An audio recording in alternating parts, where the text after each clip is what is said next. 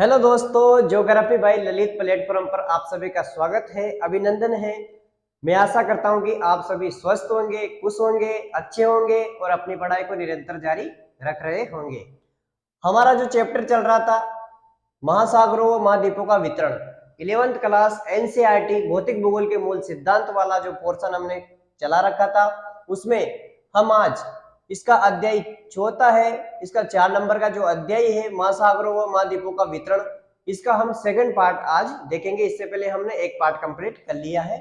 तो आज देखेंगे कि हमारा जो वेगनर का महाद्वीपीय विस्थापन सिद्धांत चल रहा था, जो कि 1912 में वेगनर ने दिया था, जो कि जर्मन मौसमविद था अल्फ्रेड वेगनर। उसने बताया था कि कुछ महाद्वीपों में कुछ ऐसी समानता पाई गई, उसके किनारों में समानता पाई गई, उसमें जो पाए जाने वाले जीव जंतुओं में समानता पाई गई। इस आधार पर हम कह सकते हैं कि पहले ये एक ही पिंड थे, धीरे धीरे ये अलग हुए और अब एक दूसरे से बहुत दूर चले गए।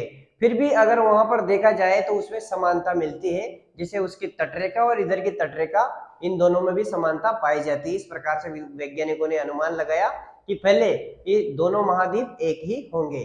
ठीक है, आगे हम देखते हैं कि महासागर और महाद्वीपों के जो वितरण है उस चैप्टर में हम आगे देखते हैं। उसमें है महाद्वीप महासागरों का वितरण। ठीक है, महाद्वीपीय विस्थापन सिद्धांत के पक्ष में हम कुछ प्रमाण देखेंगे, फिर इसके विपक्ष में भी हम प्रमाण देखेंगे, फिर किन प्रमाणों को सत्य माना गया उसके बारे में भी हम चर्चा करेंगे। तो महाद्वीपीय विस्थापन सिद्धांत के पक्ष में अगर प्रमाणों की हम बात करें तो महाद्वीपों में समानता पाई गई, जैसे अफ्रीका व दक्षिण अमेरिका की जो तटरेखा है उसमें समानता देखी गई। तो महाद्वीपों में समानता 1964 ईस्वी में बुलर्ड महोदय, ये नाम याद रखना आप, 1964 ईस्वी में बुलर्ड महोदय ने कंप्यूटर की सहायता से अटलांटिक तटों को जोड़ते हुए एक मानचित्र तैयार किया। किसने किया? तो बुलर्ड महोदय ने सन 1964 में कंप्यूटर की सहायता से अटलांटिक तट है उन तटों को जोड़ते हुए एक मानचित्र तैयार किया। इस मानचित्र से तटों की साम्यता सिद्ध हुई, मतलब इन जो उसने जो मानचित्र तैयार किया उस मानचित्र के आधार पर इस तटों की जो साम्यता है, जो समानता है, वो सिद्ध करने में सहायता मिली। 1000 फेदम की गहराई तक इसमें देखा गया है कि इसमें समानता पाई जाती है, 1000 की गहराई तक, 1000 फेदम की गहराई तक। ठीक है, महासागरों के पास चट्टानों की आयु में समानता पाई गई। जो महासागरों के पास जो भी चट्टानें हैं उनकी आयु में भी समानता पाई गई कि ये चट्टान भी इतनी पुरानी है तो ये चट्टान भी इतनी पुरानी, इस प्रकार से इसमें समानता देखी गई। तो ये भी ठोस प्रमाण है महाद्वीपीय विस्थापन सिद्धांत का कि उसके पक्ष में अगर हम बात करें कि उसमें चट्टानों की आयु में समानता पाई गई। आधुनिक रेडियोमेट्रिक काल की जो निर्धारण पद्धति है, आधुनिक रेडियोमेट्रिक काल की निर्धारण पद्धति के माध्यम से हम इनकी जानकारी एकत्रित करते हैं। ब्राजील तट पर वो पश्चिमी अफ्रीका के तट पर 200 वर्ष, ठीक है, जो एक तो है ब्राजील तट व पश्चिमी अफ्रीका के तट पर 200 करोड़ वर्ष पुराने सेल समुद्र मिले हैं। यानी ब्राजील तट और दक्षिण अफ्रीका जो तट है, ठीक है, ब्राजील तट और पश्चिम अफ्रीका जो तट है उसमें भी 200 करोड़ वर्ष पुराने सेल समुद्र मिले हैं। इस प्रकार हम ये अनुमान लगा सकते हैं कि जो दक्षिण अमेरिका व अफ्रीका के तटों पर आरंभिक समुद्री निक्षेप, ठीक है, कि जो ब्राजील है और पश्चिमी अफ्रीका के जो तट है उनमें भी समानता पाई गई, ये हम अनुमान लगा सकते हैं। वहां पर जो बड़े बड़े सेल समुद्र मिले हैं, 200 करोड़ वर्ष पुराने जो सेल समुद्र मिले हैं, उसके आधार पर हम ये अनुमान लगाते हैं कि जो ब्राजील का तट है और पश्चिम अफ्रीका के जो तट है वो दोनों एक दूसरे से जुड़े हुए थे। ठीक है, दक्षिण अमेरिका व अफ्रीका के तटों पर आरंभिक समुद्री निक्षेप जुरासिक काल का है। जो दक्षिण अमेरिका और अफ्रीका के तट पर जो आरंभिक जो समुद्री निक्षेप मिले हैं वो जुरासिक काल के मिले हैं। किस काल के हैं? जुरासिक काल के हैं। ठीक है, अब एक शब्द आता है टिलाइट चट्टानों की उपस्थिति। अब ये टिलाइट चट्टानें क्या होती है इसके बारे में हम समझने की कोशिश करेंगे कि जो टिलाइट चट्टानों की जो उपस्थिति है, टिलाइट चट्टानें सबसे पहले बात करें तो हिमानी निक्षेप से ये इनका निर्माण होता है, हिमानी निक्षेप से ये बनती है। ये अवसादी चट्टानें होती है। अवसादी चट्टानें क्या होती है इसके बारे में हम आगे विस्तार से चर्चा करेंगे। ठीक है, अवसाद के जमने से इनका निर्माण होता है। नोट लगा के आप याद रखना कि भारत में पाए जाने वाले गोंडवाना कालीन चट्टानों के अवशेष दक्षिणी गोलार्ध के विभिन्न 6 स्थलखंडों के रूप में भी प्राप्त हुए हैं। जो भारत में पाए जाने वाले जो गोंडवाना कालीन चट्टानों के जो अवशेष है, गोंडवाना कालीन चट्टानों के जो साक्ष्य है, वो दक्षिण गोलार्ध के विभिन्न 6 स्थलखंडों के रूप में भी प्राप्त हुए हैं। ठीक है, उन स्थलखंडों के बारे में हम आगे चर्चा करेंगे। फिर बात करते हैं कि गोंडवाना लैंड चट्टानों के आधार तल, जो उनका आधार तल होता है, गोंडवाना लैंड चट्टानों के आधार तल में टिलाइट चट्टाने मिली है। जो टिलाइट है वो मिला है, इसका मतलब है ये सिद्ध होता है कि इन क्षेत्रों में हिमावरण रहा होगा, वहां पर टिलाइट मिला है, बड़ी मात्रा में टिलाइट चट्टाने मिली है, वो टिलाइट मिला है, उससे हम कह सकते हैं कि वहां पर हिमावरण रहा होगा। भारत में पाए जाने वाले चट्टानों के अवशेष अफ्रीका, ध्यान से सुनना कि भारत में पाए जाने वाले चट्टानों के अवशेष Africa, Falkland, Australia, Antarctica, Madagascar में भी मिले हैं। ठीक है, प्लेसर निक्षेप की बात करें तो घाना तट पर सोने के बड़े निक्षेप से उद्गम चट्टाने मिली है, ये प्लेसर निक्षेप है, घाना तट पर मिले हैं। और सोना युक्त सिराएं ब्राजील के तट पर भी देखने को मिलती है। तो हम इन दोनों अवशेषों के आधार पर कह सकते हैं, इसका निष्कर्ष निकाल सकते हैं कि घाना में मिलने वाला सोना और ब्राजील के पठार से निकला, एक तो घाना में मिलने वाला सोना और ब्राजील के पठार से निकला होगा, ये कह सकते हैं हम कि जो घाना में मिलने वाला सोना है वो ब्राजील के पठार से निकला होगा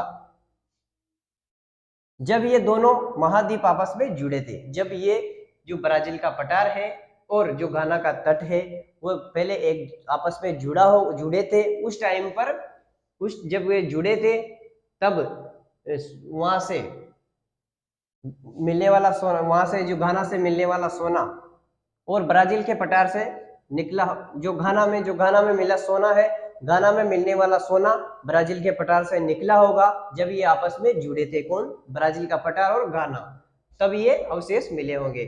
जीवाश्मों के वितरण के में समानता भी देखी गई, एक जगह के जो जीव जंतु है वो दूसरे तट पर भी मिले, इस प्रकार से हमने अनुमान लगाया कि पहले दोनों एक ही होंगे, एक ही पिंड के रूप में होंगे।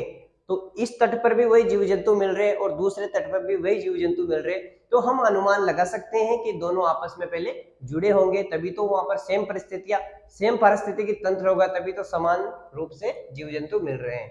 तो जीवाश्मों के वितरण में समानता, भारत, अफ्रीका, मेडागास्कर आदि में एक प्रजाति के पौधे व जंतुओं का मिलना इस बात को सिद्ध करता है कि आपस में एक ही होंगे। भारत, अफ्रीका और मेडागास्कर में एक ही प्रजाति के पौधे और जंतुओं का मिलना। जैसे लेमूर एक जीव है, लेमूर जीव का पाया जाना, ये तीनों जगहों पर लेमूर जीव पाया जाता है, भारत, अफ्रीका और मेडागास्कर। ये तीनों भाग, भारत, अफ्रीका और मेडागास्कर, ये तीनों भाग एक स्थलखंड के रूप में थे। जो और एक और जीव यहाँ पर देखा गया, मेसोसारस, क्या नाम है, मेसोसारस जीव की अफ्रीका व दक्षिण अमेरिका में उपस्थिति। मेसोसारस जो जीव है वो अफ्रीका में भी मिला और दक्षिण अमेरिका में मिला, तो हम कह सकते हैं कि अफ्रीका और दक्षिण अमेरिका आपस में जुड़े होंगे। वेगनर के अनुसार प्रवाह संबंधी बल की हम बात करें तो पोलर का ध्रुवीय फलिंग बल, एक तो दिया था पोलर का ध्रुवीय फलिंग बल जो कि पृथ्वी के घूर्णन से संबंधित है, और एक ज्वारीय बल जो कि चंद्रमा व सूर्य की ज्वारीय शक्ति से संबंधित है, जो कि पश्चिम की ओर प्रभाव होता है इस ज्वारीय बल का। इस प्रकार से हमने वेगनर का जो सिद्धांत है उसके पक्ष में परमाणु के बारे में हमने चर्चा की, और कहां से कौन कौन से जीवाश्म या फिर कौन कौन से जीवाश्मों के वितरण में समानता पाई गई, कौन कौन से ऐसे साक्ष्य मिले हैं, उन साक्ष्यों के बारे में हमने चर्चा की। मुख्य रूप से महाद्वीप विस्थापन सिद्धांत के पक्ष में पहले हमने बात की महाद्वीपों में समानता, दूसरी हमने बात की मुख्य रूप से तो वो है महासागरों की चट्टानों की आयु में समानता और जीवाश्मों के वितरण में समानता। ठीक है, एक बार फिर से इसका रिवीजन करवा दूं मैं। सबसे पहले हमने देखा महासागरों और महाद्वीपों का वितरण। महाद्वीपीय विस्थापन सिद्धांत के पक्ष में हमने परमाणु देखे, पक्ष में महाद्वीपों में समानता यानी अफ्रीका और दक्षिण अमेरिका की तटरेखा में समानता पाई गई, और 1964 में बुलर्ड महोदय ने कंप्यूटर की सहायता से अटलांटिक तटों को जोड़ते हुए एक मानचित्र तैयार किया। इस मानचित्र के आधार पर यह सिद्ध हुआ कि इन तटों में समानता पाई गई, 1000 फेदम की गहराई तक ये समानता देखी गई। महासागरों के पास चट्टानों की आयु में समानता आधुनिक रेडियोमेट्रिक काल में निर्धारण पद्धति से इसका निर्धारण किया गया। ब्राजील के तट पर वो पश्चिमी अफ्रीका के तट पर 200 करोड़ वर्ष पुराने सेल समुद्र मिले हैं। दक्षिण अमेरिका और अफ्रीका के तट पर आरंभिक समुद्री जो निक्षेप मिले हैं वो ज्यूरेसिक किस काल के हैं, ज्यूरेसिक काल के हैं। दक्षिण अमेरिका और अफ्रीका के तट पर जो अवशेष मिले हैं वो ज्यूरेसिक काल के हैं। टिलाइट चट्टानों की बात करें तो ये हिमानी के निक्षेप से बनी हुई है और अवसादी चट्टानें होती है। भारत में पाए जाने वाले गोंडवाना कालीन चट्टानों के अवशेष दक्षिण गोलार्ध के विभिन्न 6 समुद्र स्थलों से प्राप्त हुए हैं। गोंडवाना लैंड चट्टानों के आधार पर जो गोंडवाना लैंड चट्टानों के आधार तल में टिलाइट मिला है, ये इसका मतलब सिद्ध होता है कि इन क्षेत्रों में हिमावरण रहा होगा। भारत में पाए जाने वाले चट्टानों के अवशेष अफ्रीका, फोकलैंड, ऑस्ट्रेलिया, अंटार्कटिका और मेडागास्कर में मिले हैं। प्लेसर निक्षेप की बात करें तो घाना के तट पर सोने के बड़े निक्षेप उद्गम हुए हैं। सोना युक्त सिराएं ब्राजील तट पर देखने को मिली है। निष्कर्ष निकाले तो घाना में मिलने वाला सोना ब्राजील के पठार से निकला होगा जब ये दोनों महाद्वीप आपस में जुड़े थे। जीवाश्मों की वितरण की हम बात करें तो जीवाश्मों के वितरण में भी समानता पाई गई। भारत, अफ्रीका, मेडागास्कर आदि में एक ही प्रजाति के पौधे और जीव जंतु देखने को मिले हैं, जैसे लेमुर जीव। ये तीनों भाग एक स्थल रूप के रूप में थे। कौन कौन से? भारत, अफ्रीका और मेडागास्कर। मेसोसारस जीव की बात करें तो मेसोसारस जीव अफ्रीका व दक्षिण अमेरिका में भी उपस्थिति पाई गई। वेगनर के अनुसार प्रवाह संबंधी अगर हम बल की बात करें तो पोलर का ध्रुवीय फ्लिंग बल जो कि पृथ्वी के घूर्णन से संबंधित है, और ज्वारीय बल जो कि चंद्रमा और सूर्य की ज्वारीय शक्ति से संबंधित है, जो कि पश्चिम की ओर प्रवाह होता है। इस प्रकार से हमने अध्याय जो 4 है महासागर और महाद्वीपों का वितरण, उसका सेकंड पार्ट हम कंप्लीट कर चुके हैं। इसमें हमने मुख्य रूप से वेगनर के जो महाद्वीपीय विस्थापन सिद्धांत है उसके पक्ष में क्या क्या प्रमाण दिए गए उस प्रमाणों की हमने बात की। इसके आगे हम कल की क्लास में पढ़ेंगे। आप सभी का बहुत बहुत धन्यवाद। अगर ये क्लास अच्छी लगी हो तो इसको लाइक, शेयर और सब्सक्राइब जरूर करें। मैंने एक बार समझा दिया और दूसरी बार इसका रिवीजन भी करवा दिया। हम वेगनर के सिद्धांत को ही अच्छे से पढ़ रहे हैं कि क्या क्या समानता पाई गई महाद्वीपों में। वही जीव जंतु एक तट पर पाए गए तो वही जीव जंतु दूसरे तट पर भी पाए गए, तो वैज्ञानिकों ने अनुमान लगाया कि दोनों आपस में पहले जुड़े हुए थे। वही जो उनकी चट्टानों की आयु है, इतनी ही पुरानी चट्टानें इस तट पे है तो इतनी पुरानी चट्टानें इस तट पे है, तो ये अनुमान लगाया कि पहले दोनों एक ही होंगे। ठीक है। उसके बाद में महाद्वीपों में समानता पाई गई, वहां की जो भौगोलिक स्थिति वो भी समानता देखी गई। जैसे कोई चीज ऐसे कटी हुई है, अगर दूसरी चीज को कटी हुई को उसमें अगर ऐसे लगा है तो वो ऐसे वापस जुड़ जाए तो ऐसा प्रतीत होता है कि ये आपस में जुड़े होंगे। जैसे ये दो उंगलियां हैं मेरी, दो उंगली दोनों तरफ है, जिससे अगर मैं इसको मिलाऊं तो वापस ये जुड़ जाए, तो ऐसा प्रतीत होता है ना कि आपस में ये दोनों एक ही होंगे, तभी तो ये मिलाने पर एकदम सेट हो गए। तो इस प्रकार से ये समानता देखने की हमने कोशिश की, उसके पक्ष में प्रमाण देने की प्रयास किया जो वेगनर ने बताया। ठीक है, तो आप सभी का एक बार फिर से बहुत बहुत धन्यवाद। Thank you.